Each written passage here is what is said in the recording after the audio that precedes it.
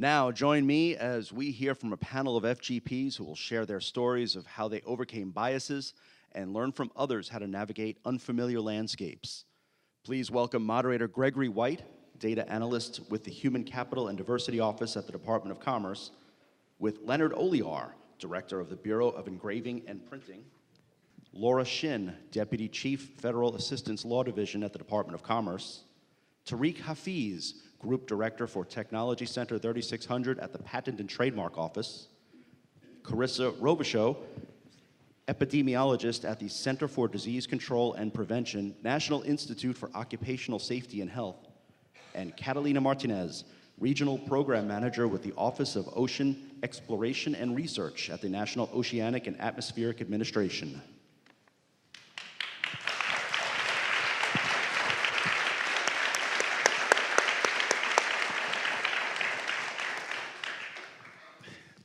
I'd like to say thank you to Rookie for presenting an excellent story. As I was sitting there, a lot of things came up for me. I want to get into just a few things before I launch into the panel.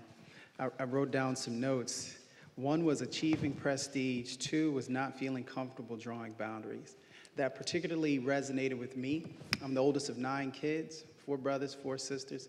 I'm also the oldest grandchild. So there were no older siblings to help me along the way. And, you know, as I would matriculate through my life, when you look at your resume, people would see Michigan grad, people would see Harvard grad. They don't see that my mother was 15 when she gave birth to me. They don't see that I was 16 when my first daughter was born. You know, they see you in nice suits, speaking on stages. They see your cufflinks. They don't know that I learned to do these things any way I could because I met my father at 32. So I feel very privileged to be on this stage with first-generation professionals that really make this work worthwhile for me, personally.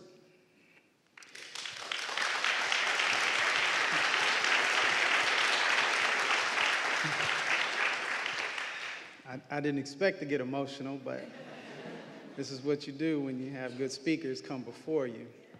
We're here today to learn more about the career journeys of first-generation professionals, and we've loosely defined that as those who are one of the first in their immediate families to enter the professional workforce, i.e. their parents held traditional blue-collar or working-class positions that did not require a college degree.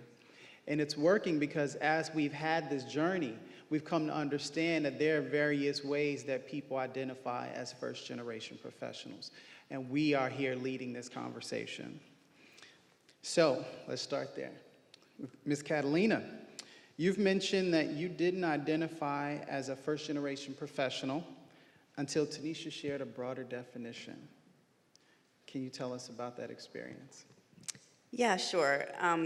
So I'm so honored to be here today and looking at this incredible room of beautiful faces. Thank you all for being here.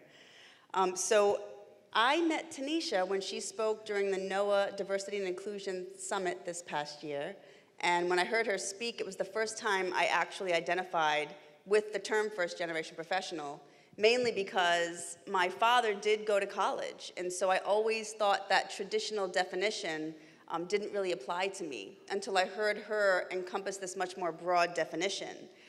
So my father attended college. He attended a really good college, and I did not grow up living with him. I grew up living with his parents, but my brother did grow up living with him. And my family are Cuban immigrants, and my father and his parents always expected the boys to go to college. So my brother was definitely going to go to college. I didn't even know what that meant.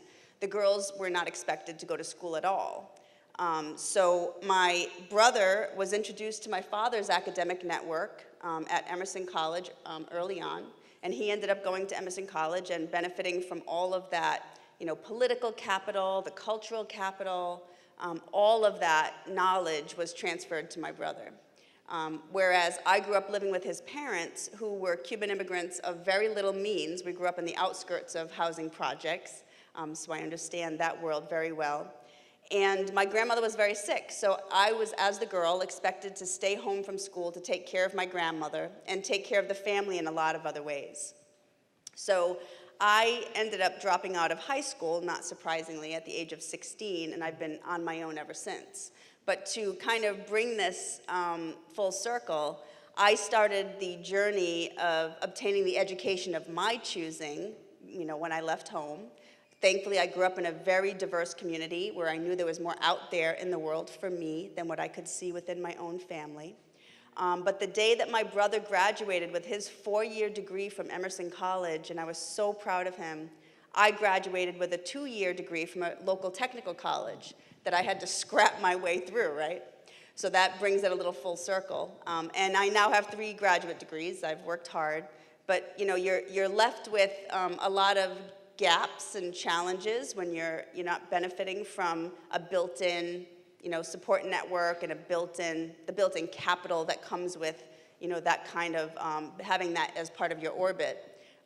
But you do what you can to get where you got to go, and as multiple people have mentioned today, you develop some superpowers along the way. Wow, thank you.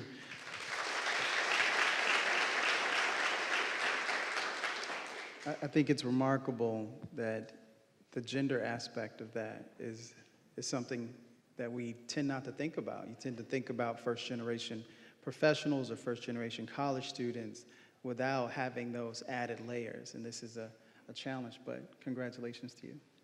Thank you. Building on that, Laura, you also have a particularly unique experience. Talk to us about where you fall along the spectrum of first-generation professionals. Sure. Just also, I want to thank the organizers for this summit and for the opportunity to be on this panel with everybody else here. And thank you, Ruki, for your very inspirational talk this morning. So I guess like Catalina, I wasn't sure if I fit under the definition of first generation.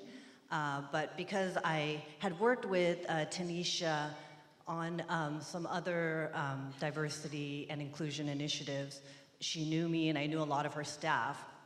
So they suggested, hey, why don't you reach out to Laura to be on this panel?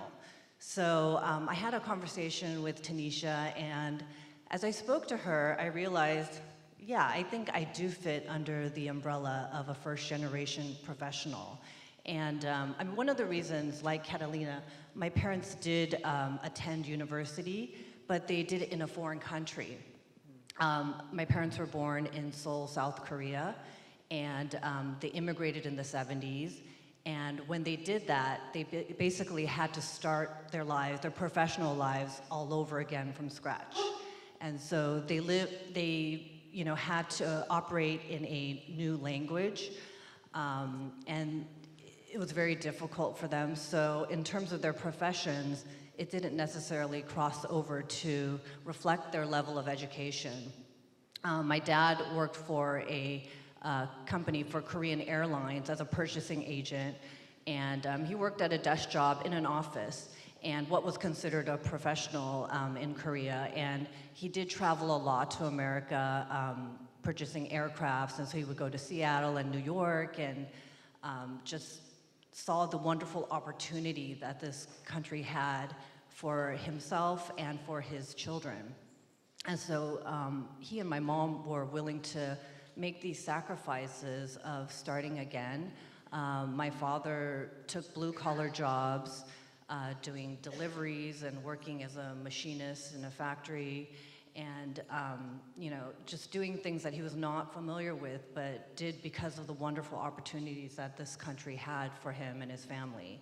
And my mom was in, I guess, a working class. She was a nurse back in Seoul, but she was able to get a position as a nurse here to California, where we moved to. But she had to operate once again in a new language. So those were the hardships and challenges that they encountered, and definitely didn't have any network of professionals around them either to help me along my journey. So for me to be here today as an attorney, that was very new for our family. We had no attorneys in our family. And, I never had that network. So when I reflect back onto how I, came to my position today as a deputy chief in the general counsel's office here at the Department of Commerce, I do feel that I face many of the similar challenges of a first-generational professional, and I feel very fortunate to have had those experiences and to have learned the skills to overcome and be resilient to get to where I am today, too. And hopefully we'll have a chance to talk more about that. Thank you.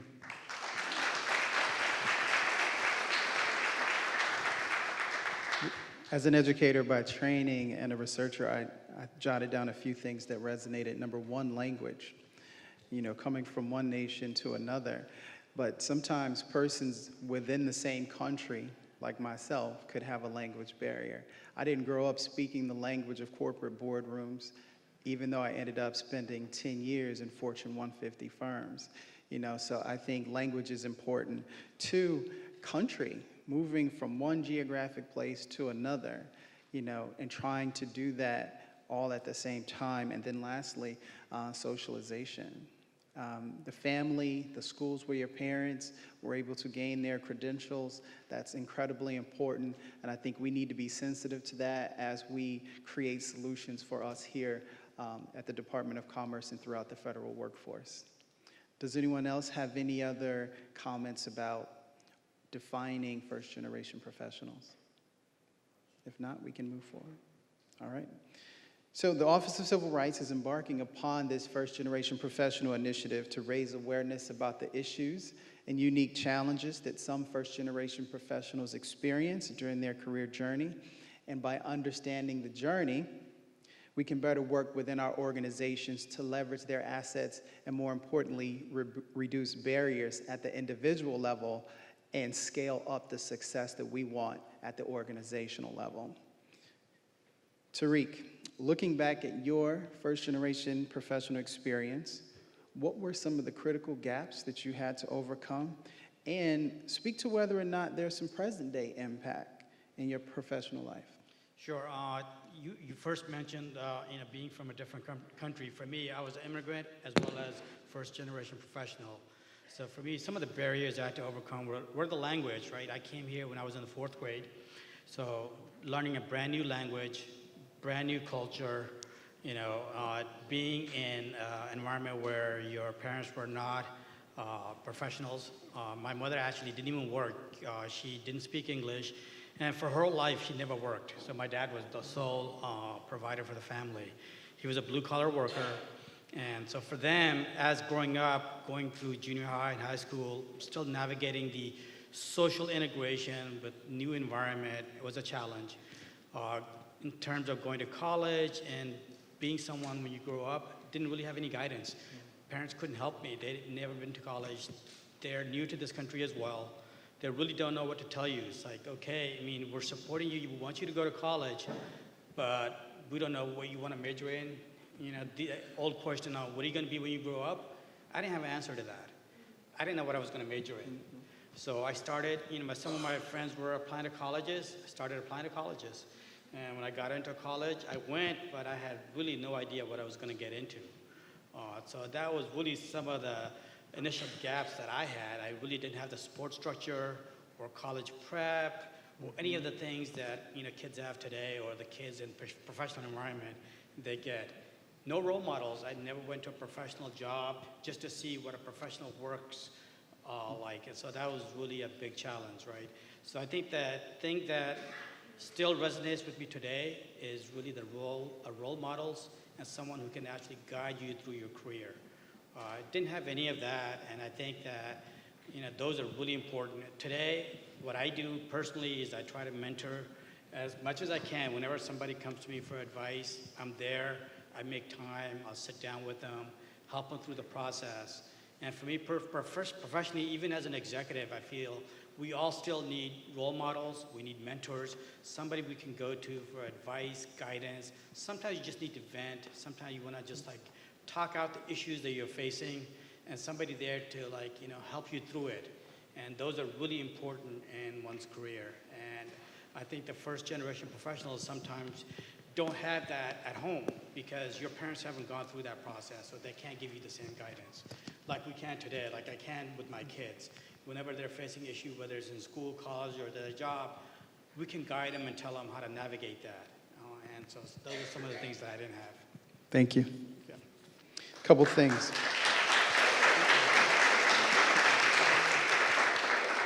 Couple things I found significant. Growing up in a situation where your mother didn't work, it made me think how when people meet you later in life, not knowing your story, they create a narrative around what your parents are or are not. You know, I would always get compliments. Your parents did a great job with you. I'm glad they showed you the way. Let me tell you something. I was a senior in high school. A guy from University of Michigan came to my high school, did a presentation. And at the end of the presentation, I go up to him and I say, Mr. Van Heck, thanks for coming to my school. Most people don't come to Finney High. I'm smart. What do I need to do to get in? He looks at me with an incredulous look upon his face. And he says, okay. I could see now, in retrospect, that this guy was saying, this kid is nuts. He says, what do you have on your ACT or SAT? I said, what's the ACT? I'm a senior in high school. But going to your point, you figured it out. You didn't know what major, you didn't know about applying, but you muscled through it, through grit, through tenacity, through the self-created resources. And I think that's one of the unique things. When I got to college, it really was because I was going out of spite. I didn't see teachers talking to me about going to college. You know, when your mother is 15 and have you, and you're 16 and you have a kid, you're not Harvard material. But at 23, when I had that degree in my hand, I was Harvard material. Absolutely.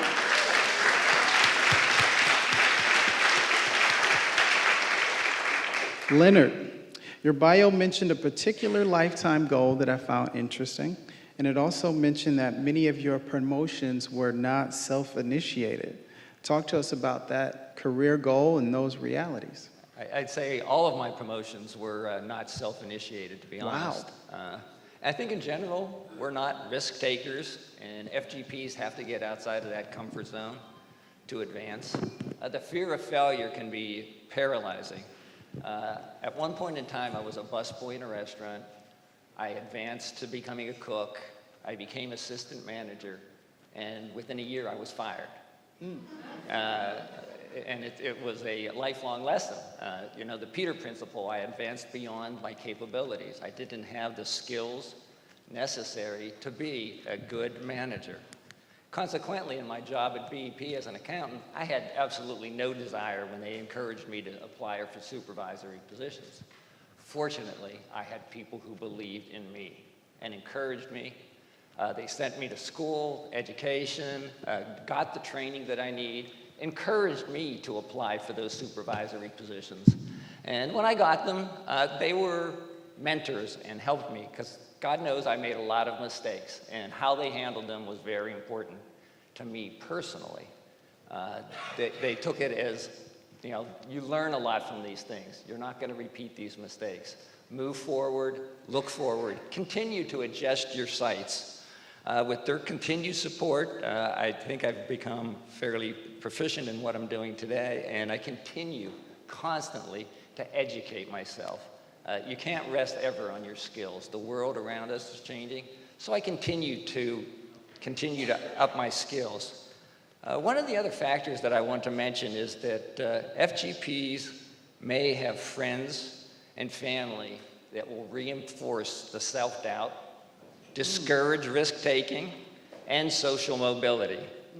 This can be a very powerful force. It was in my life. You can't let the naysayers hold them back.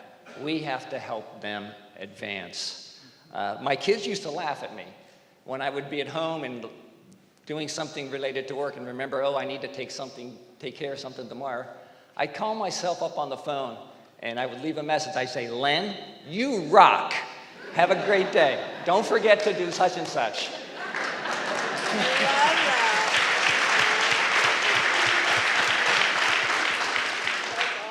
You know, it may sound silly, but it was a great way to start that day. So to every one of you today, I want to say, you rock! That's awesome. I'm gonna start leaving myself voicemail messages in the middle of my day. There are a few things that stood out to me. One, fear of failure. The counter to that is the fear of success. I have a good friend of mine who is a first-generation professional, and she has actively resisted taking leadership roles because the fear of not succeeding is paralyzing for her. And so the second thing was developmental experiences. I too was a busboy and a waiter, and one of the things it taught me was how to interact with people of different socioeconomic backgrounds. When you're serving somebody, it's a vulnerable and humbling position, and yet this is how you eat. So you are very aware of what's happening. And then lastly, finding your way and continuing to recalculate. It made me think of something a friend said to me years ago. He said, Greg, you're like a human GPS. He said, you run into a dead end. Back when we would have the Garmin, and it would tell you to go into an alley, and it would say recalculating, recalculating. You find a new way. This is a hallmark characteristic of first-generation professionals. Carissa, some first-generation professionals, including a few of our panelists, shared that they were ashamed or even insecure about their humble beginnings, and they found it difficult to advocate for themselves, both early in their careers and even today. What has been your experience, and what advice would you share with first-generation professionals? So I grew up in a small rural area, which was good because that meant there was one public school that everybody went to. So I wasn't stuck in a bad school district. I got to go to the same schools that the children of professionals did. The bad side was that my school bus picked me up at the trailer park where I lived. So I got called trailer trash because everyone knew. And I was very ashamed of that. And I took that with me when I left the state and I went to college. I took that shame of my background, my family, where I'd come from. I didn't want people to think of me as trailer trash. And so I tried really, really hard to fit in. And I think I was so busy trying to fit in that I actually cut myself off from people who could have been mentors to me, because I was trying to prove to them that I belonged so they didn't think I needed help.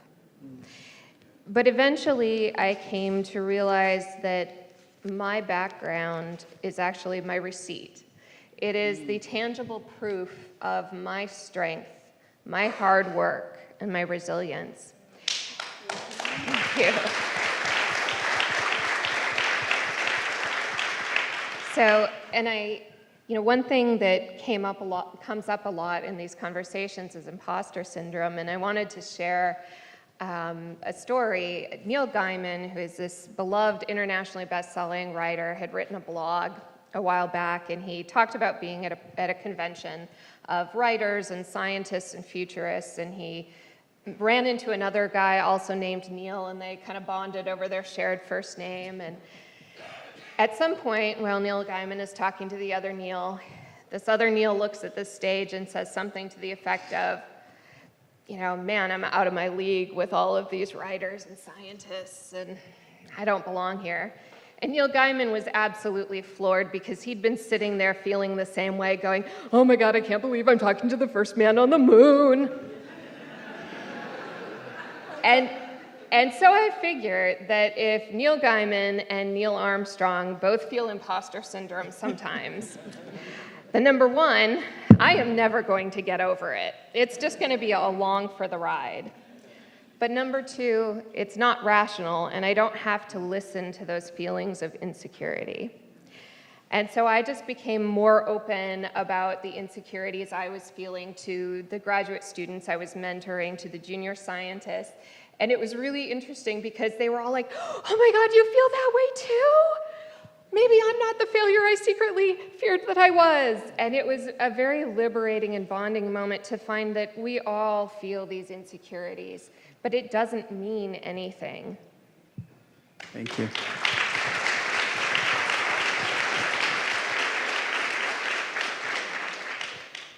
My background is my receipt. I love that. I'm about to get me a t-shirt. Patent, trademark. First generation business right here on the stage.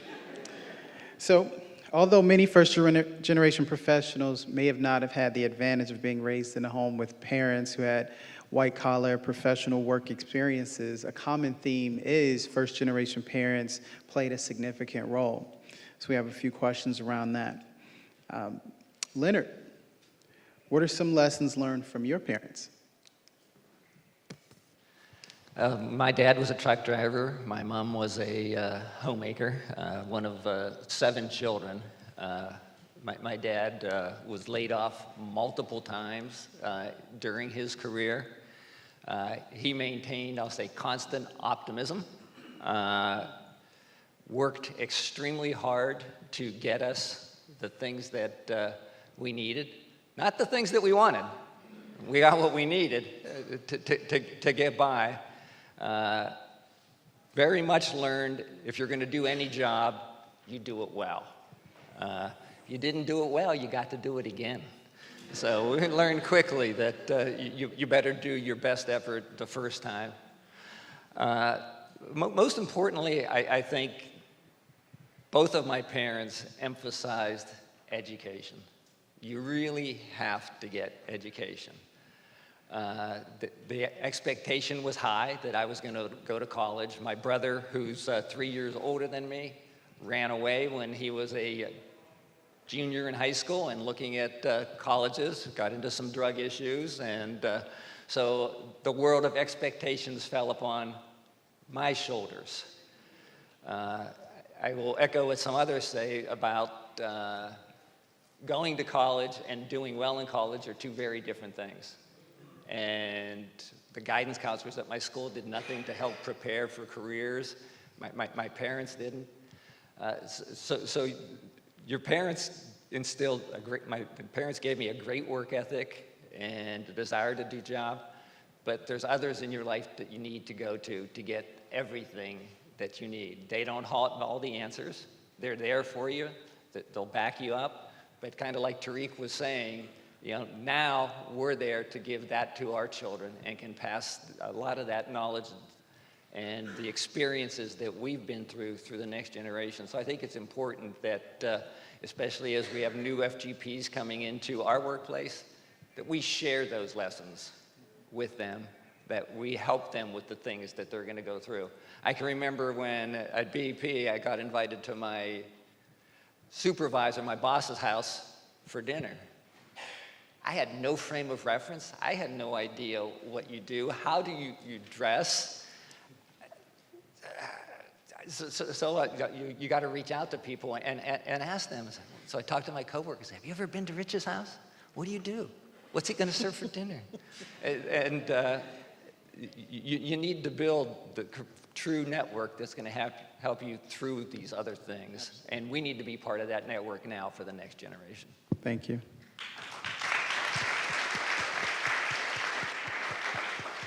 Catalina, you have anything else you would like to share on that one? Let me just say first that I had the incredible honor and privilege to speak to each one of these super people up here to prepare for this panel. And I'm so thankful to have met you all and just know that I am now collecting you. You're part of my peeps. Collect your people. Collect your people. I'm just so deeply honored to have been, in that position. Tanisha, thank you so much. That made me think of something a mentor taught me when I was younger. He said, you need to always be in the business of identifying, assessing, and retaining good talent. Because when you get a chance to sit in a big seat, you don't get a chance to go find a team. You need to have a working board of directors in your head at all times. Wow. That is powerful. So that's something I've always done. I'm very interested in what people do. One, because whatever you're doing 8 to 10 hours to 12 hours a day definitely shapes who you are as an individual. And 2, I really want to know, because what I found as I became more successful in my career is that opportunities came to me, that I did not want, but I did not know who I could forward these opportunities to. And I think that's a challenge with first-generation professionals that you don't even see coming until you're in the seat. So identify, assess, retain good talent, and build upon the network. Staying on the parent aspect of this, Tariq, being not only a first-generation professional, but having the layer of being an immigrant, what are some of the unique qualities and gifts that you gained based on your parents who are first-generation immigrants to the U.S.? Yeah, surprisingly, my experience is a lot similar to Leonard's, right? You know, I think that in a sense, my mom was a homemaker. She didn't work. My father worked, very hard worker. Rarely took a day off. In fact, like I said, I don't even remember him taking a day off. Never complained about work. So he has really good work ethic. And so for me, I mean, I tend to be a very hard worker, and sometimes to the point where you never think about yourself and taking a break from work and doing something just for yourself. You're just like so focused on working. And so just being a first-generation professional, you're so thankful that you have a job. You have gratitude for the job itself, and you invest so much into it. I think sometimes you need a break from that and focus on yourself. And whereas folks who are second and third generation tend to do that more because their parents or grandparents have had that experience, and will let them know that, hey, you need to take a break. You're working too hard. You need to just take a break and take a few days off and do whatever you need to do, and just pamper yourself instead of just constantly working. So sometimes I never know when to stop. You just like work, right? And you want to be able to take a break, and that's really the difference for me. Thank you. Laura, how about you build on that? I saw the wheels turning. Yeah, so a lot of similarities with Tariq and Leonard. So my parents are really, they are mentors and role models to me too. And, after they worked, my mom is a nurse and my father worked in blue-collar jobs, they were able to save enough money to start a small business. So that is a lot of kind of the influence that I learned from them as they struggle. They're almost like in 40 years of running their business, which is a small trophy and engraving business in Los Angeles. And for me, as a child, to be free labor for them, and throughout those years, as I'm sure many of you did, if you have parents with businesses, I saw what they went through on a day-to-day basis and the struggles they had communicating with their customers. They chose, just to break some stereotypes, a lot of people who are Korean American, which we are, they start dry cleaning business or liquor stores, but my parents really wanted to do something where they can, be interacting with the community and doing something a little bit different. So they decided to open a trophy and engraving and awards business. So it's something that people in our community didn't really do. And so that was something that always, as a child, that I kind of absorbed, like, oh, my parents are doing something a little different from the rest of our community. And I think that kind of encouraged me to be a bit of a risk taker, as Leonard mentioned, which is a really important attribute for professionals and leaders. And so that was one thing that my parents probably didn't really think about, but I absorbed. And also, as they tried to make a living in business, in a foreign country, in a foreign language, I look back and think, how did they do it, And it was through persistence, hard work. Just when they failed, they would just get up and do it again. And it's not easy to be in the same business for almost 40 years. So I saw that as well. And in my own life, when I encounter struggles and challenges, I think, oh my goodness, if my parents did that, surely I can get through this, legal writing assignment or whatever I was doing at that time. And so they were a real inspiration to me. And just to break some other stereotypes, I think people tend to think, oh, the Asian American community, they really focus on education, and there's Amy Chua who wrote that book about tiger moms, and my parents were actually not very intense about academics. They were too busy making a living and surviving. And yes, there was something always unspoken about you need to do well in school and you need to go to college, but like I said, it was unspoken. And I think they were a bit concerned about me in high school, because I do remember one time they sat me down and they're like, hey, you want to go to college, right? Where do you want to go? And so it was one conversation, but it was very helpful. And so I started thinking, okay, well, I guess I better think about this stuff. So, my parents, although they didn't always have a lot of time, it wasn't a day-to-day conversation. It was unspoken. It was reflected through their life that I saw their hard work and persistence. And, I really internalized those things, I think, as I grew up and began my academic and professional career out of high school. Thank you. I wrote down a few things that seem to be recurring themes. Number one is work ethic. Not only do we display an incredible work ethic, we tend to get that from our household background. Number two, high level of performance. And three, education. And I think these are all things that we ourselves embody in general, but also things that help our organizations, our agencies, our departments perform at a high level. So I think it's incumbent upon us to embrace the first generation professional initiative so that we can better leverage those strengths to whatever happens to be the mission at the agency or the department we work for. Transitioning to the business case, for many first-generation professionals, you've overcome significant adversity to achieve success. And while this can present unique challenges, it also can result in the development of unique characteristics. And you've termed this superpowers. Catalina, talk to us about your superpowers. Sure, and I think a lot of people on this panel and our incredible speakers also mentioned some of this. It's not surprising that we develop particular perspectives and incredible skills and work ethic. And I come from a background very different than a lot of the people here. I didn't have that kind of family structure at home that was supporting me.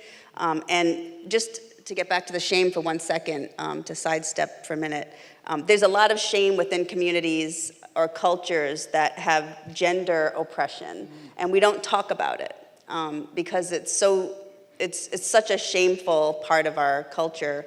So within Hispanic communities, I've worked a lot with young women to have them feel empowered to say no when they're kept home, to have them feel empowered to go to school when they're told they don't need an education.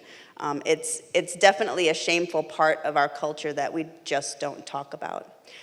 So in terms of the superpowers that we develop, I think it's important that we never expect things to be easy. We know how to get things done, right?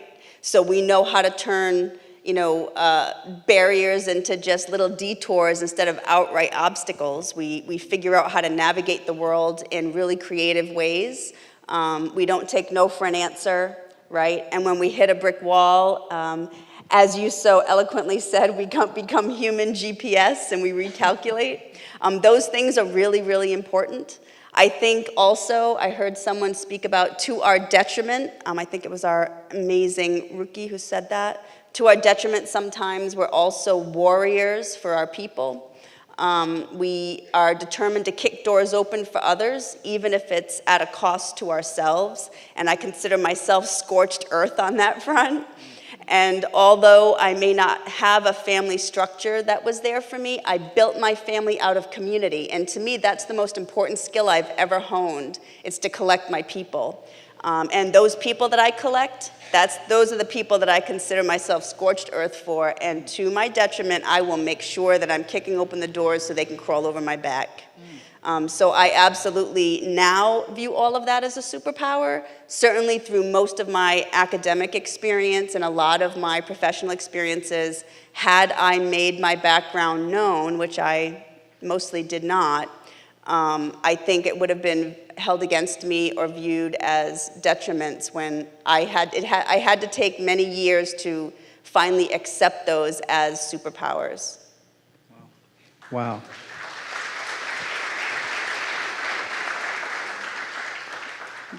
You made the comment about gender oppression, and that really resonated with me.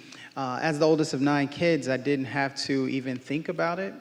But to give you an example of how that works within the same family, I'm a dissertation away from my PhD, and my oldest sibling, my sister, we just celebrated her getting her GED less than 2 months ago. Congratulations to all of you. Yeah, thank you.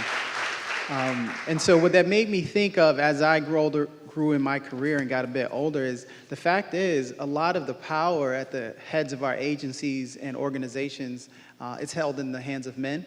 And when we see these things, it's incumbent upon us to step forward, to address it, and to create situations where we can reduce, mitigate, or eliminate it.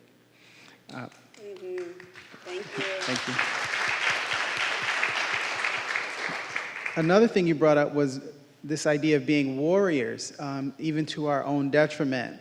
And it made me think of the fact that if you talk to my friends, if you're my people, if I claim you, I will burn the bridges, I will burn the boats, and I will get a shovel and dig a moat around us. We are going to be safe. And I feel like that kind of environment where we stand up for each other, support one another, and claim one another, that's the kind of stuff we can use to leverage better performance for ourselves as individuals, and we can scale that at the organizational level. Because all of our organizations are comprised of us in this room. Carissa, you've mentioned that your life experiences and background enable you to bring cultural competency to your field and to your agency. Help us understand.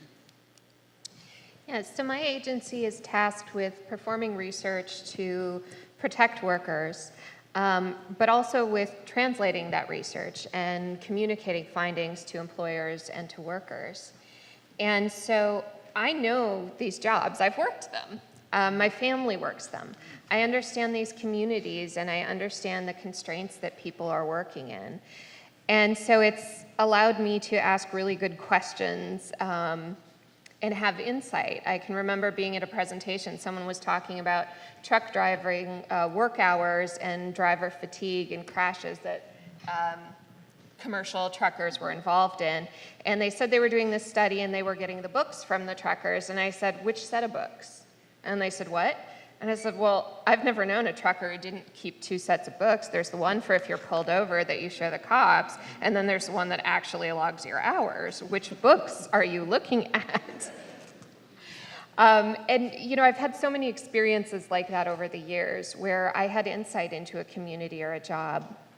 And I also think it's made me a really good communicator. I'm good at translating my science because I've been trying to explain what I do to my family since middle school.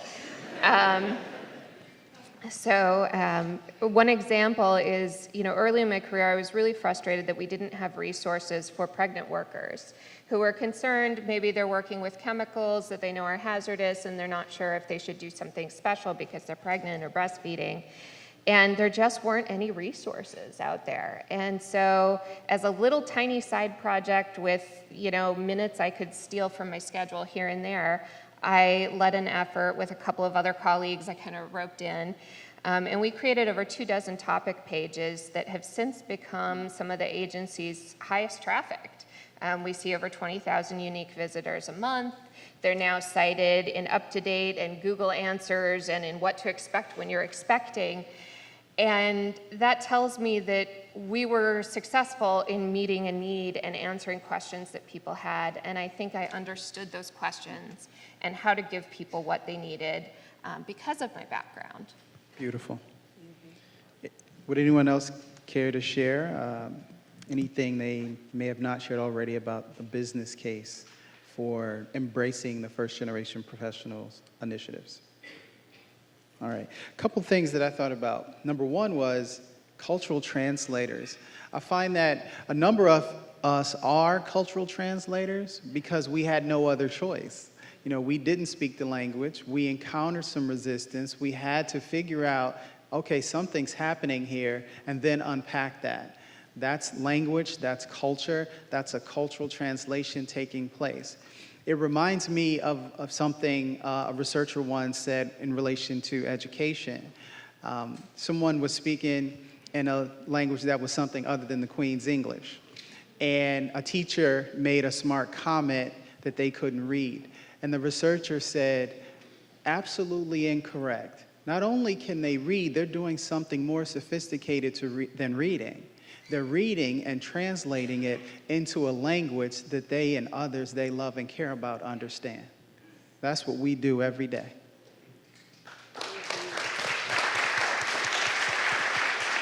Can I just point out one more point in terms of the business case? We know that first-generation professionals are going to be courageous problem solvers, right? And that we're going to consider really unconventional ideas because we've had to. So having first-generation professionals at the table will definitely help you have a much more innovative solution to a potentially catastrophic issue, as far as I'm concerned. Thank you. Thus far, we've explored ways of defining first-generation professionals, personal and professional challenges of first-generation professionals, and how parents and the household units positively impacted us as first-generation professionals. So let's transition into what next steps could look like. Tanisha shared that one of the goals of the First Generation Professional Initiative is to establish a community of first-generation professionals and allies to nurture pride in the unique backgrounds of first-generation professionals and cultivate an environment that provides support and space for shared experiences and to ask questions. This can involve mentorship, the building of networks, and training to help develop social and political capital. Starting with mentorship, Laura, what are your thoughts on how important it is to have mentors and allies? Very important. So I'm sure, mentors is such a common topic. I mean, beyond first generations. I think when people graduate college and they're looking for jobs, but there are additional challenges, I think, for first generation because you don't have that network. It's not like your parents maybe have that professional network to introduce you to a partner at a law firm who can be your mentor, and that's your Uncle Bob or whatever the case may be. But for my personal story, I mean, it's some lessons learned for me, I think, in my career. You don't have to have one mentor who knows it all and does it all and serves every purpose for your life. I think, I've learned that along the way, because that was my idea of what a mentor was when I started my professional journey. Also, mentors don't have to look like you. So for me, I have had many mentors along the way who some were in formal settings where you're in a program and they assign you a mentor. And those can be, fruitful and productive as well. I was recently in the SES Candidate Development Program, which is a leadership program here at the Department of Commerce and many other agencies. And they actually formally assign you a mentor who's a senior executive service individual. And so that's one route. And you can gain a lot from that, maybe meet someone who you never would have in your regular professional life. But I think another productive way to think about mentors are just people that you meet in informal settings. It could be people that are in professional organizations that you belong to. It could, even in my case, in my own office, my boss happens to be a mentor as well too. So just mentors come in all different forms, and like I said, one mentor can help you with maybe opening up your social networks. Another can provide you with guidance on leadership skills, and also maybe emotional intelligence, different skill sets from different mentors and people in your life. I know for me that I was teaching Sunday school in a high school for high school kids, and the youth pastor there, he was someone who focused on, the teaching there, and but he was also very much interested in developing the teachers, the Sunday school teachers there, as leaders. And so I remember he recommended a book to me, The 7 Habits of Highly Effective People by Covey, and I see a lot of people nodding their heads here. But to me at that time, it was actually really mind-blowing to come across a leadership book. I was in college at that time, and I think just going back to my formative years, I'd always had harbored secret ambitions of leadership. And I remember, we were selecting a class president in 6th grade, and I was just hoping, I hope someone nominates me. So even from that early age, I think I wanted to be a leader, but unfortunately no one nominated me. And then I went through life thinking, maybe I don't have those leadership skills that people see in me. But I think as I realized that there are these leadership books, and as you see that you can learn these skills, that was a mind-blowing concept for me. And so that was something that mentor specifically taught me by by recommending a specific book to me about leadership and understanding leadership can be learned. And maybe you didn't learn about professional skills or leadership from your parents, but there are ways to learn that. Thank you. We're getting the wrap-up signal, so I want to point out a couple things really quickly about the mentorship that I thought was very important to carry forward. Number one, we've learned that we need a number of mentors, not just a mentor. Mentors can be very context-specific, very situational. You can have long-term mentors. I was even introduced to the concept of short-term mentors. A leader told me, call up 6 people you trust, tell them you want them on board for 6 months. You're trying to do something in this time frame. People tend to say yes because they view it as a short-term project, but in reality, you've created lifelong relationships. So to summarize today, number one, there are some social and political capital questions that we did not get to, and I think that we should keep that in mind because those are very important. But here are a few things that I wanted to touch on as we close. Number one, we're in the early stages of exploring the identity that we consider first-generation professionals, and in order for this to be scaled, which we need it to be, we need everyone to embrace this concept, embrace the research that we've started, and that way we can move forward. Number two, being a first-generation professional is not an identity that's easily captured. That's why these communities of practice that we're trying to set up and nurture are very important. Also, the bureaus and agencies could take a step further and institute something to capture that information. One of the things I briefly discussed with Tanisha was an entrance survey, or something that you put on the job announcement. Again, these are things we're just tossing around as ideas, but these are ways that we can gather this information so that we can have better research and we can create better programming around it. And 3, this is related to something that's been in the news recently. The Bureau of Labor Statistics recently released their jobs report. LinkedIn released their workforce report, and IBM released a study about our nation's skill gaps. And if you filter through that mountain of data, you see a huge focus on tech, on STEM, on AI, and those kinds of things. But what stood out to me was this. The top 5 employable skills, number 1, flexibility/agility. Number 2, prioritization/critical thinking. 3, teaming/interpersonal skills. 4 is communication, and 5 is critical analysis. After what you've heard this morning, if you don't understand that first-generation professionals are the ones bringing these skills to the table, you haven't been listening.